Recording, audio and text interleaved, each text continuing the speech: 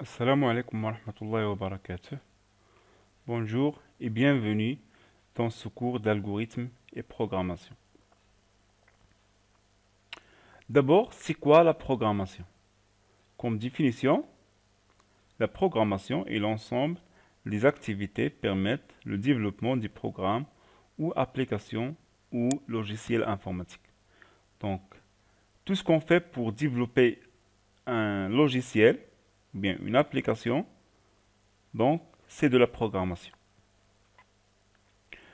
Pour écrire un programme, on utilise un langage de programmation. Ça, c'est en général. Tous les programmes que vous voyez, même ce PowerPoint que j'utilise maintenant, ils sont écrits dans un langage de programmation. Ça veut dire, pourquoi on utilise le mot écrit? Pourquoi? Parce que c'est un ensemble d'instructions écrites par un programmeur. D'accord? Chaque programme est un ensemble d'instructions écrites par un programmeur. Instruction ou bien ordre que l'ordinateur va exécuter. Exemple de langage de programmation, Java, C++, donc ce sont les langages de programmation les plus connus. Il y a d'autres langages de programmation, donc Python, Pascal, etc. Mais avant d'écrire notre premier programme, ou bien un programme en général dans un langage de programmation, il faut écrire un algorithme pour ce programme. D'accord? On va voir c'est quoi un algorithme et pourquoi il est nécessaire. Donc, un algorithme est une suite d'instructions ou ensemble des étapes exécutées en ordre pour résoudre un problème. Donc, si on a un problème, mas'ala, ça veut dire mas'ala, si on a un problème, un certain problème, on ne s'intéresse pas dans l'algorithme à la solution. On s'intéresse plutôt à la démarche à suivre pour trouver la solution. D'accord? Par exemple, le mot algorithme. Donc, d'abord, le mot algorithme provient du quoi? Provient du nom du célèbre mathématicien arabe de la première moitié du 9e siècle, Mohammed ibn Moussa al-Khawarizmi. Donc, algorithme vient de quoi? Vient du mot Khawarizmi. D'accord? L'algorithme, comme nous avons dit que l'algorithme s'intéresse par la démarche à suivre. Par exemple, un exemple que vous allez comprendre, vous avez étudié dans les mathématiques l'équation de deuxième degré. D'accord? Donc l'équation du deuxième degré, il faut calculer delta, etc. Donc ça, c'est une démarche pour trouver les solutions x1 et x2. Donc ça, c'est une démarche. Donc c'est un algorithme. D'accord? On ne s'intéresse pas à calculer les solutions pour une équation, une simple équation, x au carré plus 2x plus 1 est égal à 0. D'accord? Mais on s'intéresse à la démarche. Donc la démarche, c'est comme si vous calculez delta après x1 est égal à quoi, x2 est égal à quoi. Donc ça, c'est de l'algorithme. D'accord? Ce sont les étapes à suivre pour trouver la solution d'une équation de deuxième degré. D'accord? Dans notre vie quotidienne, on utilise des algorithmes. Exemple, faire un appel, par exemple. Les étapes pour faire cette opération, c'est ouvrir un téléphone portable, cliquer sur le programme d'appel, composer le numéro, cliquer sur le bouton vert. D'accord? Nous avons simplifié les étapes et c'est seulement pour comprendre. Donc, préparer un café. Donc, les étapes de préparation d'un café, ou bien l'algorithme, c'est quoi? C'est mettre de l'eau dans une casserole, allumer le feu, poser la casserole sur le feu, attendre que le bouille, ajouter une cuillère de poudre de café, ajouter du sucre et enfin éteindre le feu. Comme vous voyez ici, certaines instructions peuvent être échangées. D'accord? Ça veut dire, je peux mettre par exemple, euh, euh, ajouter du sucre avant ajouter cuillère de poudre de café. Donc c'est pas problème. Mais je ne peux pas mettre éteindre le feu avant, par exemple, poser la casserole sur le feu. D'accord? Donc si je mets cette instruction là, si je le mets ici, donc je n'obtiendrai pas du café. D'accord? Donc toujours l'algorithme est exécuté en ordre. D'accord? Voilà. Maintenant, notion de variable. La notion de variable est très très très importante. D'accord? Euh, N'importe quel type de programme, il contient des variables. D'accord? Donc, si vous avez compris la notion de variable, vous avez compris quelque chose qui est, ou bien vous avez compris la moitié de la programmation. D'accord? Donc, parce que la programmation est basée sur la notion de variable et sur d'autres notions, on va les voir. Donc, une variable est un espace dans la mémoire qui peut contenir une valeur. Donc, tout simplement, variable est un espace dans la mémoire RAM, exactement, qui peut contenir une valeur. Cette valeur, on va voir quelles sont ces valeurs-là qui peuvent être, euh, qui peuvent être contenues dans une variable dans la mémoire. D'abord, les caractéristiques d'une variable. D'abord, le nom. Donc, le nom d'une variable, chaque variable, il a un nom. Donc, le nom x, y, x1 par exemple, x2. Mais faites attention, il y a certaines règles. Une variable ne doit jamais contenir un espace, ou bien le nom d'une variable ne doit jamais contenir un espace. Par exemple, deux noms. On ne peut pas commencer par un nombre. Par exemple, on ne peut pas écrire 9, 9x. Non, c'est pas un nom d'une variable. Mais on peut écrire x9. Une variable qui est nommée x9, c'est correct. D'accord? Une variable ne peut pas, ou bien le nom d'une variable ne peut pas contenir des caractères spéciaux. Par exemple, la virgule, l'apostrophe, ou bien autre chose comme ça. Il peut contenir seulement l'underscore. Ça veut dire le tiré de 8. Il ne peut même pas contenir le tiré de 6. Parce que pour l'ordinateur, tiré de 6, c'est l'opération moins. D'accord? C'est la soustraction. Donc, la deuxième, ou bien, il est caractérisé aussi par le type. Donc, il faut savoir c'est quoi le type de variable. On va voir les types de variables. Et la valeur, ça veut dire, cette variable-là, qu'est-ce qu'il contient? C'est quoi la valeur de cette variable? Pour bien comprendre, on va prendre un exemple. C'est une bouteille. On peut considérer cette bouteille comme une variable. Qinina. Il peut contenir différentes quantités d'un liquide. Donc, une bouteille, en général, il contient du liquide.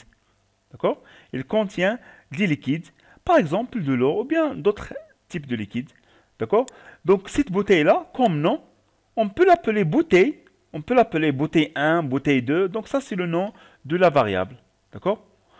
C'est quoi le type de cette bouteille? Donc, la bouteille peut contenir seulement du liquide, ne peut pas contenir du solide. D'accord?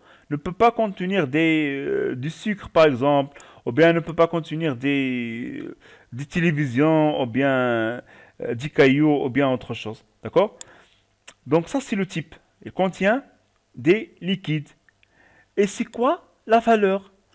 La valeur, c'est la quantité de liquide qu'on met dans la bouteille. Ça veut dire si on met 0,5 litres, ça c'est la valeur que contient cette variable. Si on met 0,75, si on met 1,5, ça c'est la valeur.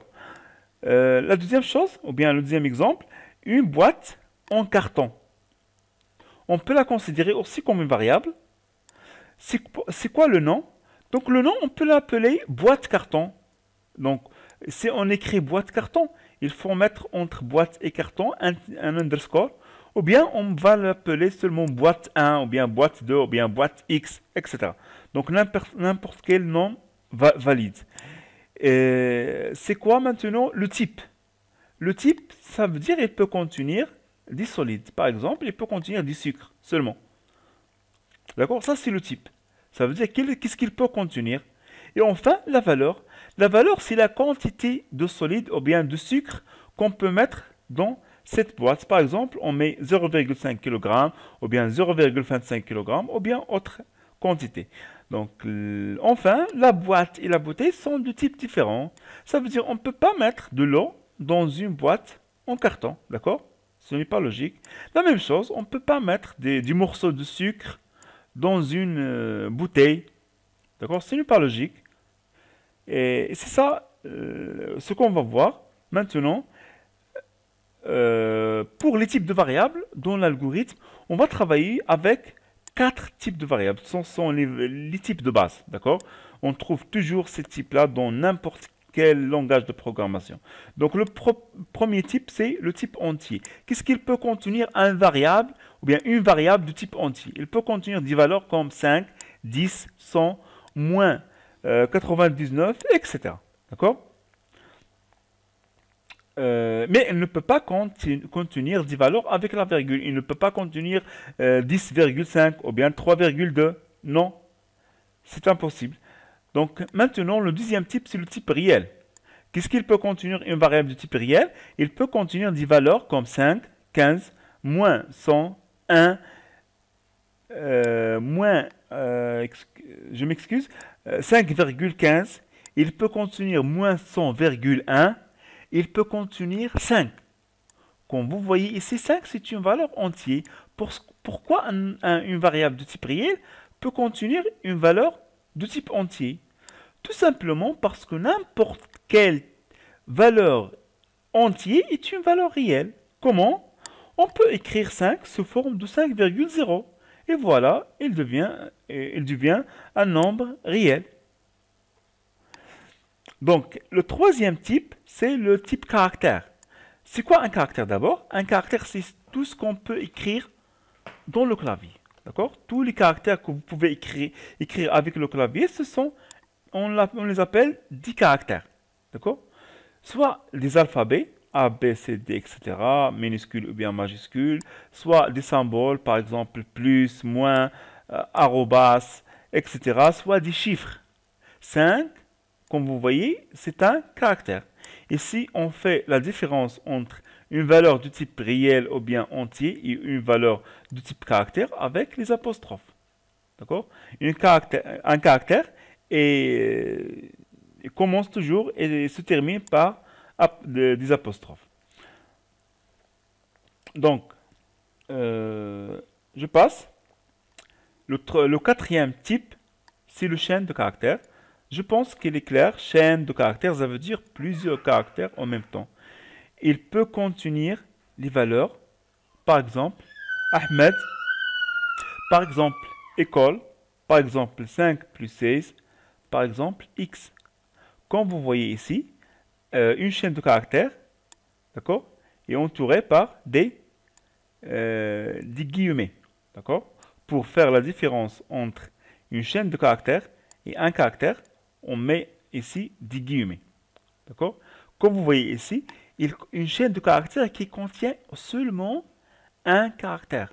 Donc ça, ce n'est pas un caractère, ça c'est une chaîne de caractères. D'accord? Pourquoi? Parce que on a ici des guillemets. Maintenant, on va passer à la structure d'un algorithme. La structure d'un algorithme, c'est comme ça. On écrit le mot algorithme et on écrit le nom de l'algorithme. Par exemple, on va calculer la surface d'un rectangle ou bien on veut faire un algorithme qui calcule la surface d'un rectangle. Donc, on va écrire algorithme, surface rectangle, par exemple. Et ici, on a la déclaration des variables. Les variables qu'on va utiliser, il faut les déclarer à l'ordinateur. D'accord? Il faut dire à l'ordinateur que je veux utiliser cette variable-là dans la mémoire. Donc, c'est nécessaire. Donc, la déclaration de toutes les variables qu'on va utiliser dans l'algorithme. Enfin, ou bien, après, début, et on écrit les instructions. On va voir, on va voir les instructions qu'on peut écrire. Donc, on écrit les instructions, n'importe quel nombre d'instructions. Après, on a fin. Si on termine notre algorithme, on écrit fin. Donc, ça veut dire que nous avons terminé l'algorithme. Maintenant, on va passer aux instructions de base. Les instructions, ça veut dire les instructions que nous avons ou bien qu'on va écrire ici. Il y a certaines instructions de base. Quelles sont ces instructions de base? La première instruction, c'est l'instruction d'affectation. Ça veut dire quoi? L'instruction de l'affectation permet de donner une valeur à une variable. Ça veut dire donner l'ordre à l'ordinateur de mettre une valeur dans une variable. Ça, c'est l'affectation. Comment écrire cette instruction? On l'écrit comme ça, variable, reçoit, ça veut dire ici le nom du variable, reçoit, ce symbole-là, c'est une flèche. Comme vous voyez bien, le sens de la flèche, c'est de valeur vers le variable, ou bien nom de variable. Donc, on dit reçoit. Reçoit, valeur. Variable, reçoit, valeur. Exemple. Pour bien comprendre, on va donner quelques exemples. Ici, on a le premier exemple, x reçoit 15. Cette instruction, tout simplement, permet de donner 15 à la variable x, ou bien permet de donner l'ordre à l'ordinateur de mettre 15 dans la variable x. Cette instruction y aussi permet de donner l'ordre à l'ordinateur de mettre le mot Ahmed dans la variable y. Ici, y, c'est clair que c'est une variable de type chaîne de caractères. Ici, x, c'est une variable de type entier ou bien réel. Z reçoit 15, ou bien 5,15. Ici, Z, c'est clair que c'est une variable de type réel. Donc, cette instruction permet de donner l'ordre à l'ordinateur de mettre 5,15 dans la variable Z. Maintenant, quelques exemples pour comprendre bien la notion de variable et la notion d'affectation. Donc, ici, on a x, le premier exemple, x reçoit 10. D'accord? Ça veut dire c'est donner l'ordre à l'ordinateur de mettre 10 dans la variable x. Ici, comme si on donne à l'ordinateur, comme si on lui dit, mettez 5 dans la variable y. Mettez x plus y dans la variable z. Maintenant, l'ordinateur, comment va traiter cette opération-là? L'ordinateur, il permet de faire n'importe quelle opération mathématique. D'accord? Ça veut dire plus, la multiplication, la soustraction ou bien autre chose. Il permet de le faire, tout simplement. Donc, l'ordinateur, dans ce cas, qu'est-ce qu'il va faire? Il va remplacer x par sa valeur. X va être remplacé par 10. Y va être remplacé par sa valeur qui est 5. Alors, le résultat, c'est quoi? Le résultat, c'est 5 plus 10, donc c'est 15. D'accord? Maintenant, le deuxième exemple, x reçoit 10, y reçoit x. X, qu'est-ce qu'il contient maintenant? Il contient 10. Donc, y va recevoir aussi 10. Donc, ici, x, c'est quoi la valeur de x? C'est 10 plus la valeur de y qui est 10. Donc, z contient quoi? Contient 10 plus 10 qui est 20. Maintenant, le troisième exemple, x reçoit 10 et x reçoit 20. Y reçoit 5, z reçoit x plus y. C'est quoi la valeur finale de z? C'est quoi le problème ici? Le problème ici, c'est z reçoit x plus y. C'est quoi la valeur de x ici? On a x reçoit 10 et x reçoit 20. Si on met une instruction après le même variable, ou bien la même variable, on reçoit une autre valeur. Est-ce qu'il va conserver la première valeur, ou bien la deuxième valeur, ou bien les deux, par exemple 20 plus 10? Dans ce cas, donc faites attention, c'est très très important. Dans ce cas, n'importe quelle variable permet de conserver seulement la dernière valeur. Si on fait cette instruction, x reçoit 20, alors la dernière valeur qui est 10 est supprimée. D'accord? Il est supprimé. Donc 10 est supprimé. Donc 10 est oublié pour la variable x. Donc x va contenir quoi? Va contenir 20. Donc la valeur de x ici, c'est 20. Parce que 20, c'est la dernière valeur que contient x. Donc 20 plus y, ça veut dire 5. 20 plus 5, c'est quoi? C'est 25. Maintenant, le quatrième exemple. Maintenant, x reçoit 10 plus 3 fois 10. C'est simple. Donc l'ordinateur va réaliser cette opération. Ça, l'opérateur étoile, il permet de faire la multiplication de l'ordinateur. D'accord? Donc on utilise cet opérateur-là, étoile, pour... c'est le symbole de la multiplication. Donc 10 plus 3 fois 10, ça veut dire c'est 40. Y reçoit x plus x, ça veut dire 40 plus 40. On a dit que la variable est remplacée par sa valeur. 40 plus 40, c'est 80, plus 1, 81. Donc, z reçoit combien? Reçoit y, qui est 81. Donc, on a 81 pour cette variable. Après, x reçoit 10. Donc, dans cet exemple, x reçoit 10, y reçoit 5. C'est un exemple très simple. C'est la même chose que nous avons utilisé dans les autres exemples.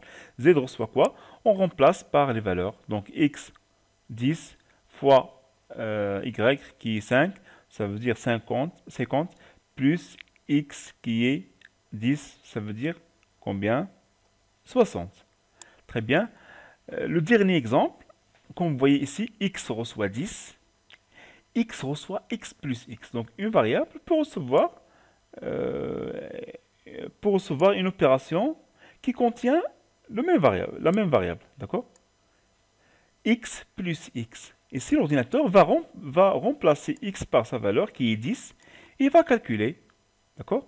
Donc x va recevoir une nouvelle valeur qui est 10 plus 10 qui est 20. Maintenant, x, qu'est-ce qu'il contient? Il contient 20. Donc z reçoit x plus x. Mais votre attention, ici, comme vous voyez, x plus x, et ici, on a x plus x. C'est la même chose, d'accord? Mais la valeur de x a changé. Ici, la valeur de x est égale à 10. Mais ici, la valeur de x est égale à 20. Donc, x, il va contenir quoi? Il va contenir 20. Mais z va contenir combien? Il va contenir 40. Parce que x ici, il contient 20. Donc, 20 plus 20, c'est 40. D'accord? Donc, nous avons terminé pour cette séance avec ces exemples. Donc, la prochaine séance, on va voir comment écrire un algorithme. D'accord? Un algorithme. Et aussi comment traduire cet algorithme à un programme dans un langage de programmation. Et comment exécuter ce programme dans un ordinateur, comment installer ce programme dans l'ordinateur. Et ça, c'est pour vous faire motiver, parce qu'on ne peut pas utiliser l'algorithme directement sur l'ordinateur. On ne peut pas exécuter l'algorithme directement sur l'ordinateur, mais il faut traduire l'algorithme à un programme dans un langage de programmation. Donc la séance prochaine, on va voir comment écrire un algorithme et comment traduire un algorithme à un programme. D'accord? Donc, c'est la fin de cette partie. Merci pour votre attention et à la séance prochaine. Merci beaucoup.